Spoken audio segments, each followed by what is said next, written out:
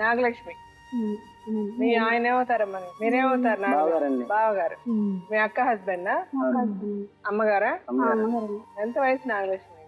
నాకు 22 ఉంటాయి. మీరు ఎంతమంది అక్క చెల్లెళ్ళు? 5 అండి. పిల్లలకి ఎంత వయసు నాగలక్ష్మి?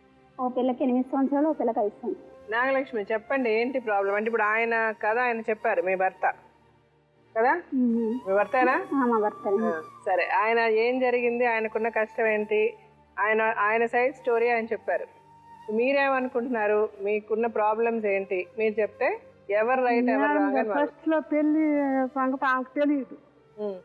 ఏమనమాట, పెళ్లి అనుకునేటప్పటికి హైదరాబాద్ లో పని చేస్తుంది. పని పెట్టినాక ఏమైందంటే ఈ పెళ్లిళ్ళ పేరయ్యి వచ్చారండి మా ఇంటికి. నేనన్నాను ఈ పిల్ల ఫోటో ఇచ్చా. పిల్ల ఫోటో ఇస్తే మరి ఆ ఫోటో మరి ఆమె దగ్గరికి ఎత్తుకెళ్ళాడు, ఆ పెళ్లిళ్ళ పేరయ్య మరి ఎవరి దగ్గరికి ఎత్తాడు నాకైతే తెలియదు. ఆ ఫోటో చూసింది ఏమా రోజుకు 4 సార్లు వచ్చింది ఇంటికి. మీ పిల్ల నువ్వు నేను చేసుకుంటా, మీ పిల్ల నువ్వు నేను చేసుకుంటా, మీ పిల్ల నువ్వు చేసుకుంటా. మేము అప్పుడే ఇవ్వము.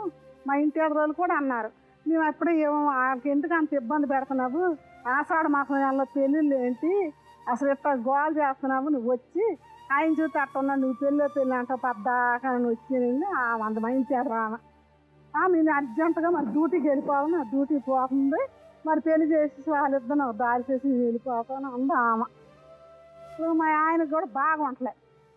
బాగపోతే మరి ఈయనేం చేశాడంటే సరేలే వచ్చింది కదా చేసేద్దాం అంది. ఆ ముందు సరే ఏమందంటే ఒక 50,000 కట్నం ఇవ్వండి అంది. మరి పద్దాకా వచ్చి చేసింది అవి 50,000 కట్నం అని. 50,000 కట్నం మేము ఇవ్వలేమమ్మా, మేము అసలు లేని వాళ్ళమి, ఇప్పటికి పిల్ల జల్లతో బాధపడుతున్నాము, నీకు ఇష్టమైతే కట్నం చేసుకొని మా ఆయన అన్నాడు. అంతగా కావాలంటే ఇదిగో ఈ కొంప ఉందే, ఈ కొంప అంటే ఓ 10,000 ఇస్తాంలే అన్నాడు ఆయన. ఇకంటే ఈ సంగతి ఏమైందంటే ఇక మేము ఆయన ఇంతలోకి ఈ వివాహం చేయబోయాడు.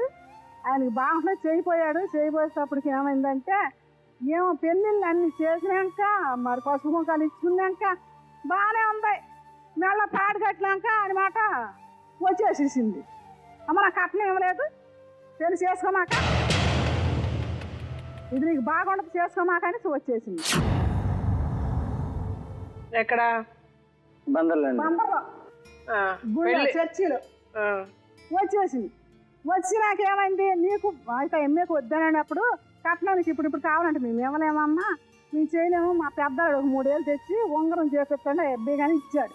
సరే ఏమైందంటే తర్వాత ఇల్లు అమ్మితే మా ఆయన అన్నాడు కదా ఇస్తానని 10,000 అయ్యి మరి అమ్మాలి కదండి, అమ్మలేదు. అమ్మపోతే ఏమైందంటే ఇక వీళ్ళు వివాహం చేయబోయేటప్పుడు మెల్ల తాడు కట్టపోయేసరికి నాకు ఆ 10,000 కూడా ఇవ్వలేదు, నువ్వు కట్టొద్దనేసి అన్న.